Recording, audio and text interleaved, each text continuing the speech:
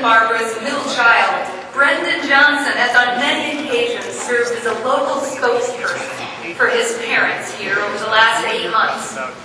From those frightening and difficult first hours and days to the periodic updates of his father's tremendous progress. In so doing, he has drawn support from his older brother Brooke, his sister Kelsey, and his wife Jana, as they've all eagerly anticipated this day. So please help me welcome Brendan Johnson.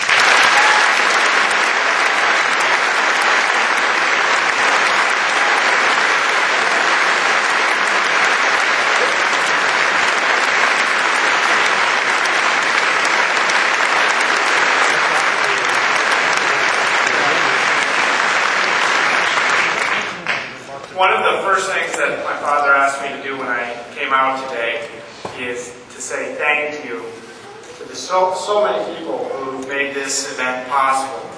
The bands have been magnificent. Congresswoman US Sen, who has been such an incredible friend to our family, and we love her like family. We want to thank the South Dakota ROTC, President Lionel Bordeaux, Bishop DeGroot Nesdal, Governor Rounds, the Middle School Boys Choir, Mayor Munson, Senator Thune, the community of Vermilion, and the Rosebud Sioux Tribe for the beautiful star quilt that we have today.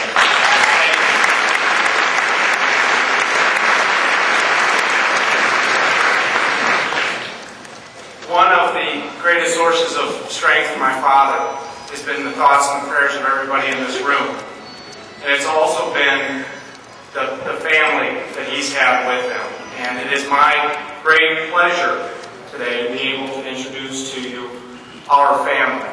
So we've got about 5 kids back there we're trying to lasso off. It's like herding cats. But if we could bring them out, this could take a minute.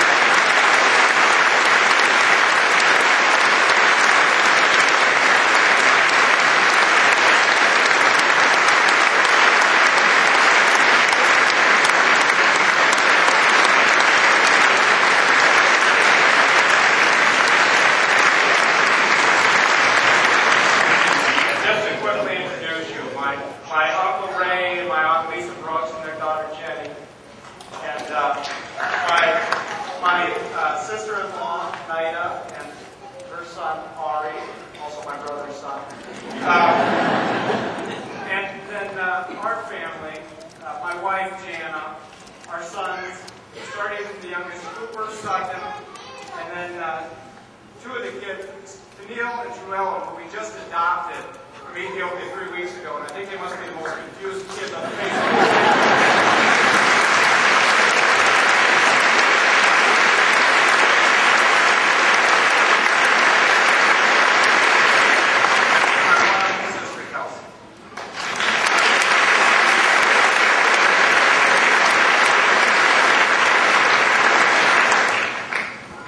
It was on December 13th, 2006, that we almost lost my father. And the night of the ABM, our family huddled outside the door of his hospital bedroom. And we prayed only that he would make it through the night. In the months to come, we realized what a long process it was. And as he moved from the hospital where he was staying to the rehabilitation center in Washington, D.C., the progress was at times slow. Even at the rehabilitation center, when he first arrived, he had a hard time even getting out of bed. He had a hard time moving his muscles, and he had a hard time giving any answer beyond a yes or no. And as a family, we approached his doctors. And we said, are we going to get our dad back? What they said to us, you already have your dad back. Your dad is just as smart today as he was before. He has the same thought process. He hasn't lost his memory. He has the same dry sense of humor. But what they told us that we had to understand is that my father was going to have to learn to move again. He was going to have to teach himself how to talk. And that was going to be a long, frustrating process. And it has been. And as my mother said the other day, the last few months haven't always been pretty, but it has been beautiful. And we've seen incredible determination from my father. And this is the homecoming that he has dreamed of as he endured long, long hours of physical and speech therapy. And by no means is it the end of his journey. He still has a long ways to go in the physical recovery.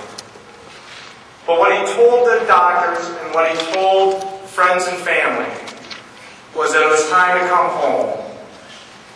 Because he wanted to say thank you to all the people in this room and all the people across the state of South Dakota. Because it has been your prayers and your thoughts and your kind words, Democrats and Republicans, that have helped power this comeback. We got a long ways to go, but we've come so far, and we are so proud of our father, your Senator, Tim Johnson.